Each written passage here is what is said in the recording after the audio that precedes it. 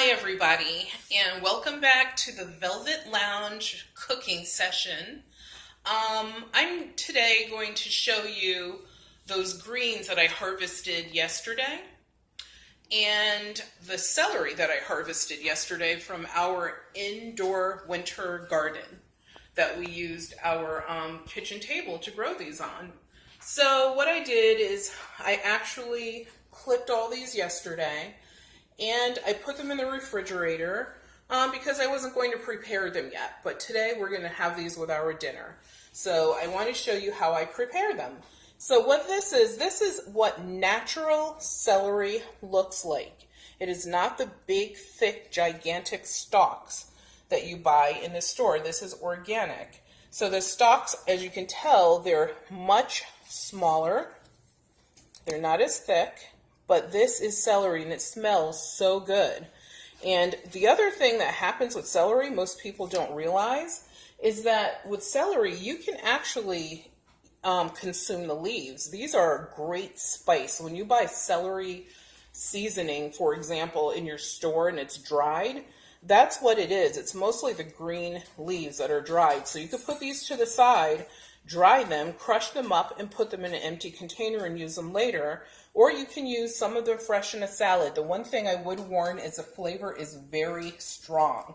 So this one sprig is actually enough for an entire salad for 4 people. So you want to break these up, obviously, and spread it throughout as you would do like parsley or something. But it is very strong, excellent as a herb, excellent as a crunchy snack for your kids. So we're not going to deal with these today. I'm actually going to prepare these tomorrow for a meal. So I'll put these to the side. And what we're going to concentrate on are our turnip greens. So when you grow turnip greens yourself in your own home setup, the turnips are tiny. So they're really not worth harvesting. But the leaves are beautiful, bountiful, they're super green, they're very strong.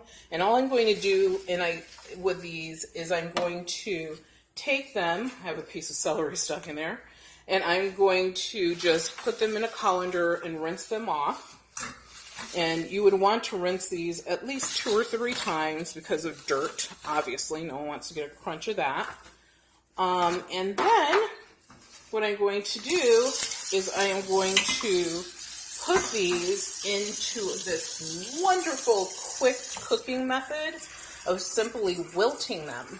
Because unlike the commercial greens that you buy, these are a lot more tender, so they don't have to cook for hours.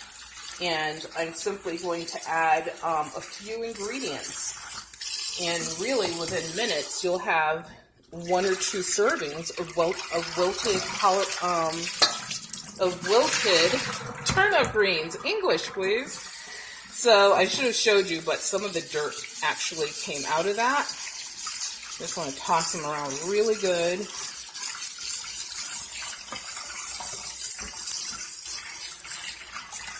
And you can use, some cool water, or you can use, water that's a little less than cool, but it should not be hot, it should not be warm, but it doesn't have to be icy cold. Agitate them a little bit, like you're in a washing machine. And you can use, I have a salad spinner, but when I'm cooking something I just took out of the dirt, I really like to get my hands in there and make sure it's clean. Can you see that? All the dirt that's in there? You don't want to consume that. So the more times you wash it, the better. And there's no salad spinner or cleaner that's going to get this that clean. So that's why sometimes you still have to use old-fashioned manual hand power. Let's do another quick rinse of this. And even people buy bagged salads and stuff and they don't wash it.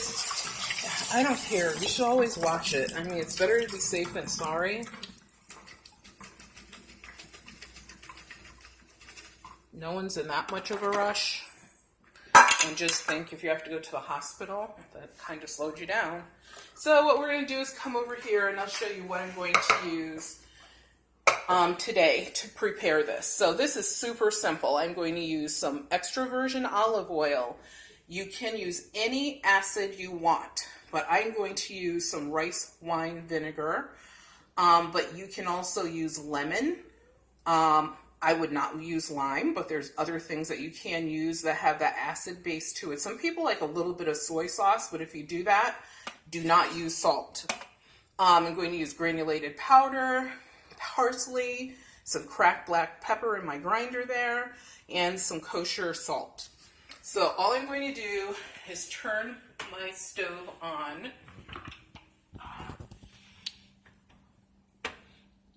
On a low temperature, like between 3 and 4 is fine. And just let this heat up a little bit. And then what I'm going to do is just start loading in my ingredients. I'm going to start with this is probably like a tablespoon of olive oil. You don't need a lot. I'm going to add my greens to that. And yes, my heat is not all the way up to where I want it yet, but it will be there in a moment. So adding this does not hurt it. You can just put it in there right now. It's fine, because this is a quick cook. So just put that in there, spread it around a little bit.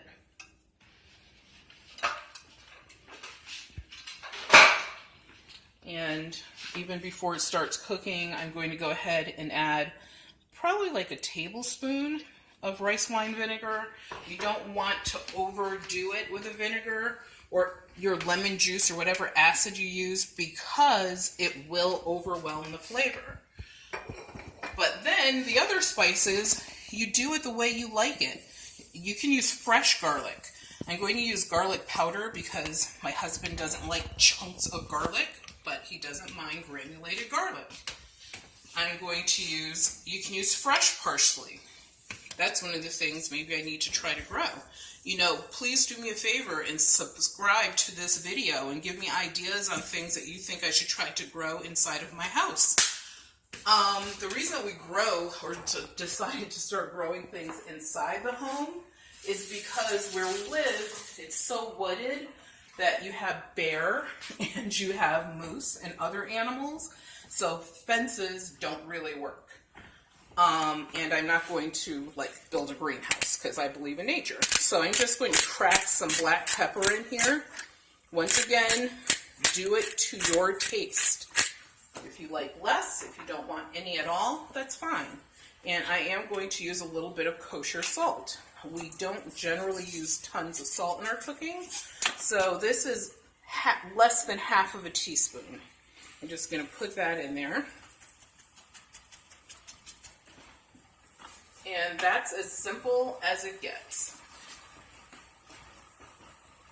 And I'm going to, once this gets going a little bit, just take your tongs, toss it around. You don't want to overcook this. You know, vegetables should taste like vegetables. They should taste fresh. If you overboil, over steam, overcook in any way, it takes a lot of the flavor away. And look at that. You saw this pan was full. And look at how this is wilted down that quickly. So this is, you know, for me, I could eat this serving. But, you know, this is enough for 2 people. But definitely it could be enough for 1. It's not enough for 3 or 4. Luckily for me and my daughter, my husband does not like greens.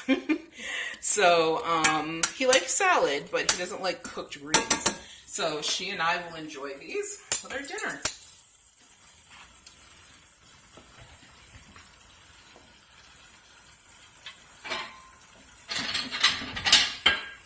So these are done, and that's how quick it is. So what I'm going to do is simply just, you know, put them on my serving plate. And actually, this may not, I will have to make more for Daisy. This is definitely not enough for both of us. And there you have what equals a serving of wilted turnip greens. Thank you guys for watching our video today. please like us by subscribing. We'll know you like us if you subscribe. Please also leave, a comment. Like, do you like any type of green leafy vegetable? Let us know what you like or what you don't like.